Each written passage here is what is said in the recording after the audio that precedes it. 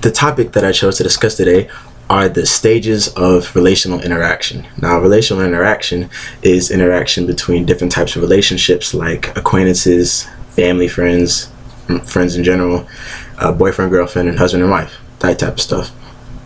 Now, there are 10 stages that happen in this whole process. There are two processes actually.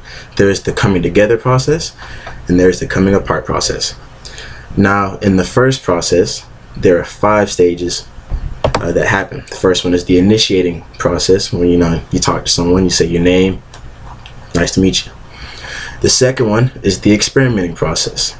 This is when you say something maybe about yourself and you try to test the waters and see if you can relate to the other person, see if you have something you can build a bond on. The next is the intensifying stage. That's the stage where you kind of want to put it out there that you want a little bit more in a relationship with that other person, and you say something and then you kind of wait for the other person to accept or reply back with the same kind of feeling.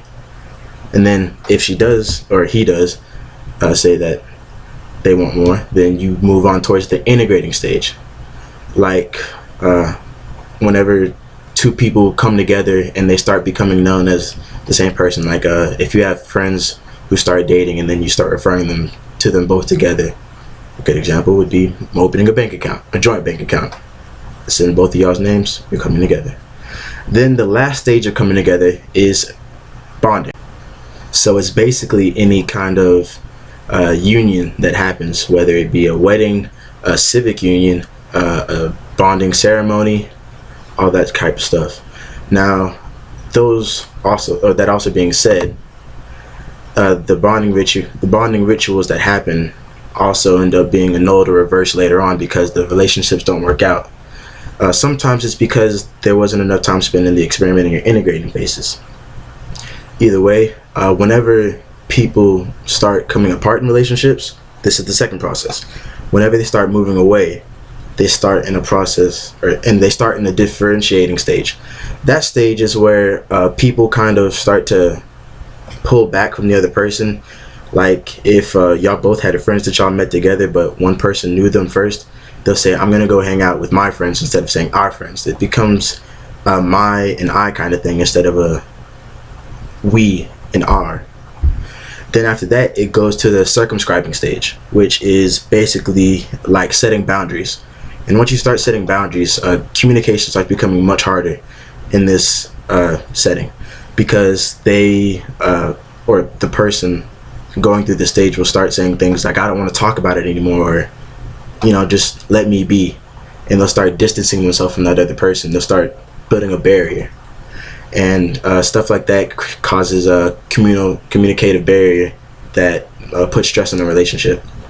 The next stage would be stagnation. And that's basically when a relationship comes to a complete stop. And you're both kind of just waiting for it to end. Like you don't want to say it, but everyone kind of knows that it's over.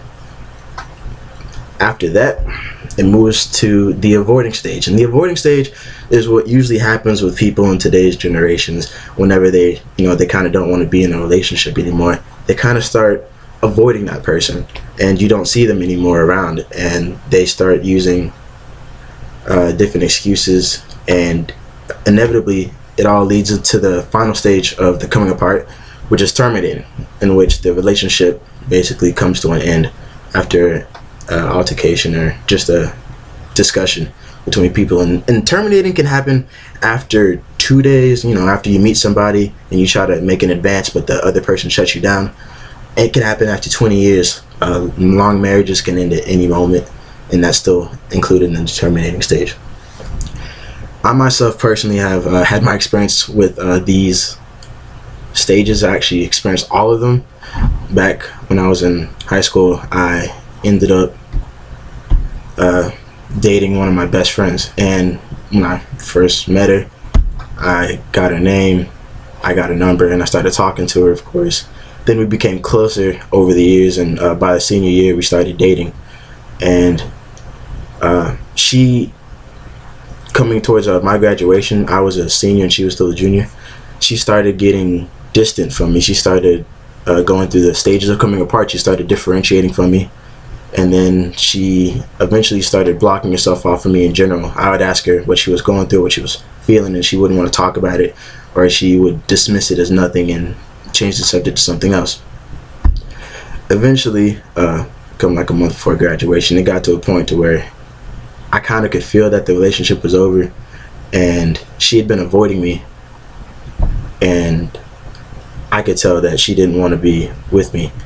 And after finally cornering her, we talked about it, and it came to the realization that she wasn't comfortable with me actually going to college and leaving her still in high school.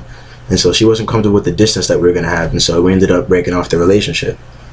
But all in all, it was probably for the best. Either way, those were the stages of relational integration that I went through. In conclusion, relational integration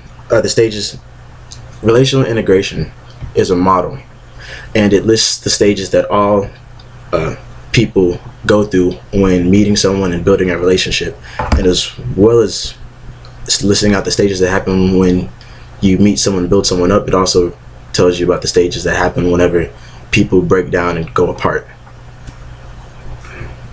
That's it. Thank you for watching.